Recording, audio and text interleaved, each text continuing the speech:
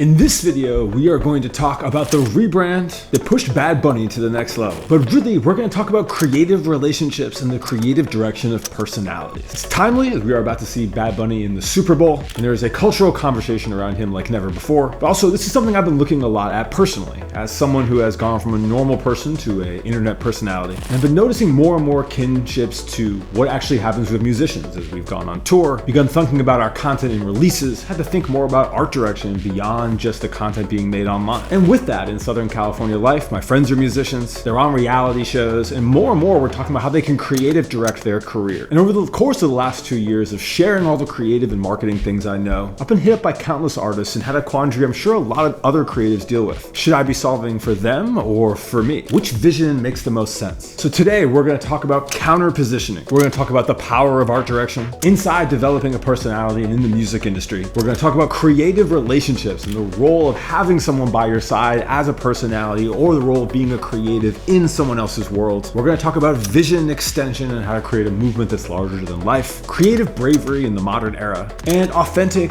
unapologetic cultural authenticity, and how staying true to yourself is helping people go more pop than ever. It's a bit different than any other video I've done, but still have those same through lines of tactical creative advice you can apply to your career, whether you are a personality yourself or whether you are on the creative side. We will have plenty of Bad Bunny's incredible graphics inside this video. Let's lock in. But first, I want to talk about positioning. I've used this term before in marketing. Basically, how your brand stands against the others that are in the market already that are established. Now, when you walk into a store, this is easy to think about. If you're launching a mac and cheese brand, you're positioning against Kraft mac and cheese. You can choose to position based on making a healthier option, a lower price alternative, specific ingredients, a look and feel like the liquid death position to say we're counterculture. But how does that work for a personality? When Bad Bunny entered the reggaeton category, he came in with a perfect example of counterposition. The current category codes were extremely hip-hop based and mainstream hip-hop. Cars, chains, ultra masculinity. And he came in with nail polish, pink hoodies, cross-dressing, but the same attitude and feeling. The album title, YHLQ, MDLG, was a turning point for this, and it translates into I do whatever I want. And this wasn't just an album name, this was an operating system for how Bad Bunny as a personality approached this industry. But while loudly moving left when everyone else moves right, he immediately positions himself out from the crowd. And we've seen examples of this before. Tyler, the Creator, basically did it twice. First with the collective they had with Odd Future, which counter-positioned against the current hip-hop at the time by being extremely in its skateboard roots, by being a collective, by being provocative, but also by just having all of its facets. Its ability to move back and forth between his music to Frank Ocean, the storytelling of individuals, the personalities in a way that we'd rarely seen in that era, especially from people so young. But then he repositioned this, rejecting every visual code, both of underground hip-hop and of mainstream rap. Pastels, golf, preppy camp, flower boy aesthetics. Smart in several ways. It positioned him against himself, against the dark and angry lyrics that we saw prior, against the vision of Odd Future as something that wasn't safe for families or kids and your teens shouldn't be listening to. His brand is the anti-streetwear, and it created a lane so strong it arguably didn't exist before, and took him all the way to collaboration with Louis Vuitton. Something stylistically, without this visual lane, never would have gotten there. And you can imagine, as someone fashion forward, when you're starting to look at that vision, it's not about where that vision is, it's about where it can take you. In 10 years, is this a vision that can collaborate with Louis Vuitton? There's data that came out this week about Bad Bunny's appearance at the Grammys did for Scarapelli's number. A Parisian couture house making a menswear look for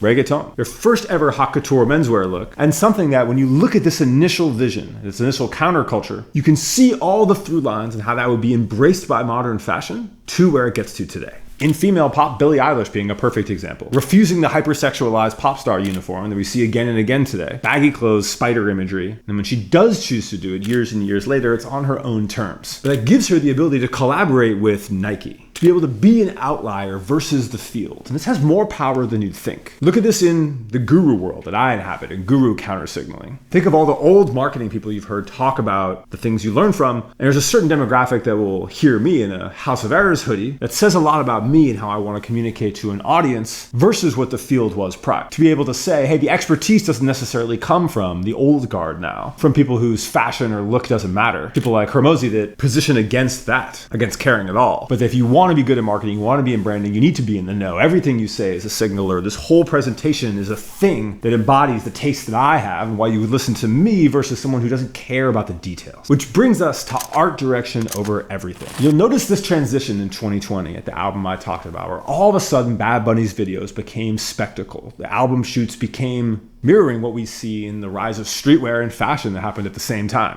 And this now, for a large part, defines pop reggaeton in general. Rosalia is perhaps my favorite art-directed artist overall. She deserves her entire own video. But the combination of high fashion, religious iconography, execution of campaign, there's nothing she does that is not visually stunning. And the combination of the two of them and how visually driven they are, how every release looks like a fashion shoot, how every music video is an art form, set a standard for that entire niche. But it couldn't happen without this next segment, creative relationships. So this video is a little bit about Bad Bunny, but it's more about stills. A photographer that started as Bad Bunny's tour photographer at 21 and eventually became his creative director. This partnership became official around the 2020 music video release of Vete, and you'll see a specific creative vision in all the work that mirrors the creative director. You go back through Still's entire Instagram, you see all this shot on film and shot on Polaroid items that capture real life in a specific way. A lot of it of Bad Bunny, a lot of it of scenes from all around the life he's lived around interesting, fame-adjacent people. But there's a relentless connection to the moment. There's a focus on craft and that film narrative. But importantly, there's a story of the two of them going together. That's not just Bad Bunny's journey, you're just Still's journey, but we're basically watching the vision play out in music and visuals and amongst personalities that couldn't exist without the other. And in a world where anyone can be a creator, where we could all pretty easily attain some degree of internet fame, pop stardom becomes harder than ever. How do you rise out of the ashes, get your viral song, make your 100 clips again and again until something catches on, becomes a TikTok trending audio, then release proper visuals and continue forward in the same way that if you are a photographer, a videographer, an artist, you're just chipping away to get whatever fame and work you can, utilizing these democratized platforms. But the power comes in numbers. One of the themes you'll hear me talk a lot about throughout this entire year is the theme of squads. That we don't want to follow just the one person. We want to follow the group. We're inherently more interested in how people interact, about the friend group that's online, but collaborations go so well. And they're algorithmically rewarded as well, because if you watch a video with someone, they do a collab video or show up in someone else's video, the algorithms test the audiences to each other. And if they like them, they cross-pollinate them. And it's why you'll see there's a relentless stream of TJR and Brez all the way to TJR and Chris Hain if you're operating in the male world. The same thing happening with Alex Hormozi and Tony Robbins. And a lot of this creator collaboration is based on the traditional music collaboration, on the guest verse or feature. There's a lot more that these have in common than you'd think. But for anyone who's in that creative field, you need a vehicle, whether that's a brand, whether that's a person, but tends to be not just your own stuff. Someone else to build on top of. Can you go creative direct inside of someone else's world, help them build that out and create something bigger than either of you could have done prior? We've become so self-reliant, we can do so much on our own, that there's less of that collaboration than ever. And if you look at this, Kanye West may be the most interesting example. Virgil Abloh, Takashi Murakami, Vanessa Beecroft, George Kondo, he didn't hire designers. He collaborated with artists, he brought them into his world, other producers, other people, operating around him at all times, helping propel his vision forward.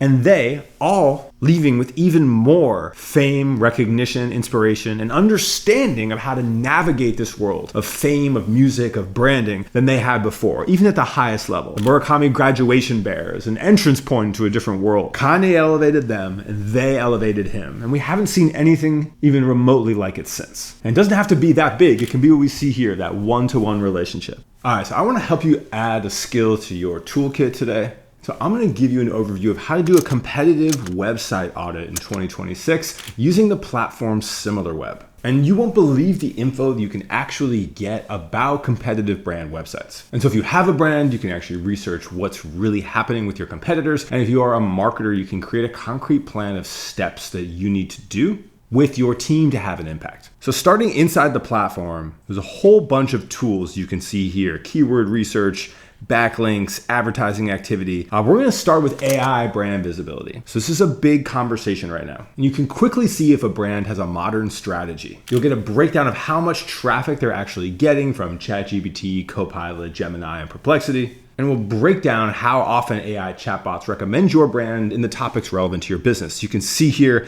brand visibility, the brand mention share, the key topics that are happening, and an LLM comparison based on those topics you can go through. Then a list of prompts with their top brands. There's also some notes on where it pulls citations from, and then sentiment analysis, whether the AI talks about your brand in a good or bad way. This is the first year where for a lot of brands, this is becoming a significant referral traffic source. So you can go into any website specifically and then look at much more information inside SimilarWeb. So I can go here and click into referral and see how many referral visits that they're getting over this 90-day period, adjust the timing, and I can look at what sites are actually driving that.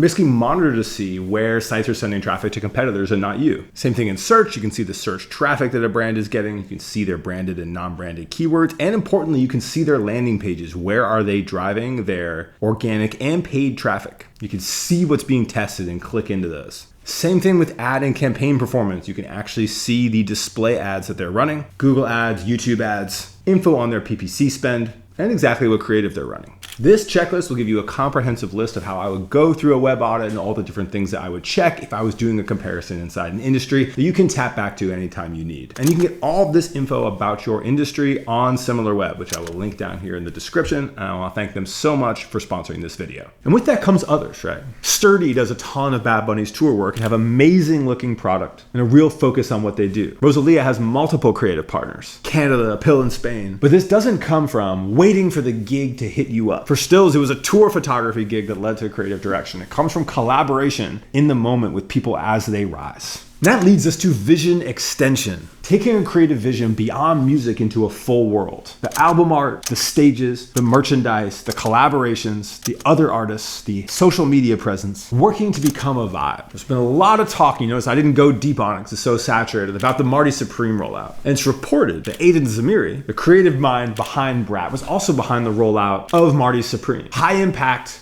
bold, unconventional marketing tactics that built a world that surrounded themselves with a color, the green of Brat to the orange of Marty Supreme. The stunts, the iconography, taking the platforms these artists already had and saying, how do you escalate on top of this as heavily as you humanly can? And thinking about the cultural moments. Boiler Room and how that's branded into this rollout, and people being able to make their own covers, into Timothy's run across music, film, shouting out Susan Boyle. Creating a world isn't easy, but it starts with a vision. And someone at some point on the creative side or the musician side has to sit down and say, we need a vision, who's going to craft it? Fun anecdote I have is before Brat rolled out, I'd say maybe 9 months before that, I was on a call with Charlie XCX's creative team because they were hunting for people. They want to do merchandise better. They want to do creative direction better. I was very popular online talking about a lot of that. That was in the era where I still did tons of custom merch is one of the main things I worked on. And their team was hunting for the people that eventually became the Brat team. And I remember at the time being like lightly bummed and surprised that I wasn't hit back on stuff because I was pretty good at the things I was doing. And then when I saw the full extent of the rollout, I was like, all right, touche. But it starts with, we have to hunt for the vision. Then comes the people you are going to work on it with and what it could be. And then comes the cultural ways things move in the world now. And it has to exist in memes and shareability. It has to exist in leveraging the monoculture moments that we have left and the clipping of those. Boiler Room is a monoculture moment for a certain segment. Monoculture might not be the right word, but penetration of a subculture to its maximum amount. For the London, New York party megaplex, you hit complete saturation there, and there's enough tastemakers that can shift outward. The press moments, the collaborations, the generation people can take in their own hand, the physical artifacts people can pick up and buy, the popcorn buckets, the extensions into the virality of the world, the sphere. That's operating at the highest level. How can you operate at the level that you're at? If I think about my small town that I'm in, the handful of accounts that there are, the places where everyone congregates, you can begin to film a picture of what that universe looks like you can operate in. But it comes down to wanting to have that vision. Someone has to decide that they want to take it that far. This ties into creative bravery, because a lot of these campaigns weren't for everyone. Tyler, the creator, dressing like he did, saying what he said, for better or for worse, takes significant amount of creative bravery. Bad Bunny going in full drag, getting involved in the politics of gender in both America and Puerto Rico, being in the ring for the Super Bowl. Kendrick Lamar choosing to go as hard as he did on a beef where he's essentially risking his life. This ties to that bigger trend of true authenticity. So one of the things I love to call out about Bad Bunny is that if you're in LA, you've ever worked in any kind of manufacturing manufacturing warehouse. And if you know some of my past, we had a bunch of manufacturing in Los Angeles, in Arizona, and in Oregon. You remember that the only music everyone can agree on, why Bad Bunny is so popular in these areas, is that everyone in general, you're in any space like that, and you have a bunch of different cultures, everyone agrees on Bad Bunny. So it's constantly playing throughout that. But it's all in Spanish. There's no English crossover. And I like to run a parallel between Bad Bunny and BTS, the K-pop stars, who also are Korean language, Korean concepts, Korean cultural references. They refused to make English language albums to break America until very late in the arc. They made the infrastructure and the stardom theirs, and it carried on beyond them without language having to be a factor. The same thing happened for Bad Bunny. My kid knows more Spanish from Bad Bunny songs than anything else. Cultural authenticity can reach industrial scale because we don't buy into just the songs anymore. You buy into what's happening in pop culture, you buy into the visuals, you buy into the social media experience, the fandom. And the mantra now is, we do not go pop. Pop comes at us. Brat is an abrasive album for most of the population. It's not an easy listen if you like traditional pop music. But all of these are rooted, whether her in the queer adjacent party scene, whether Bad Bunny in Puerto Rico, BTS in South Korea,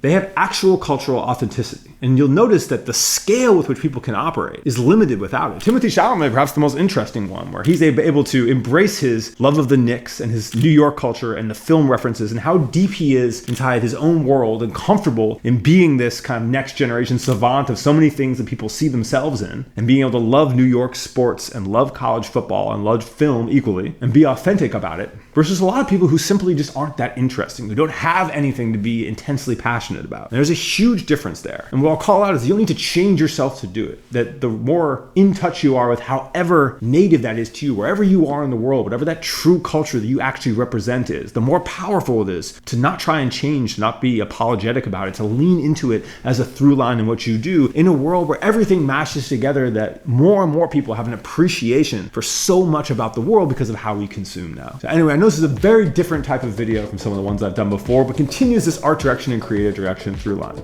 Next week, I'll be back and we'll be talking about luxury. As always, we are doing monthly community calls. Another big one coming the last week of February. I'd love to have all y'all join. We'll have the link down below. This is just covering the tip of the world you can get into of Bad Bunny's visuals and art direction, of music and culture in general. If you enjoyed it, when we talk about any other artists or people, I'm always looking for recommendations. And we've been doing more and more of those videos. The creative systems video is a recommendation. The starting a social media from scratch video is a recommendation. I'm excited to try and take on some new angles this year. And as always, thank y'all so much for watching.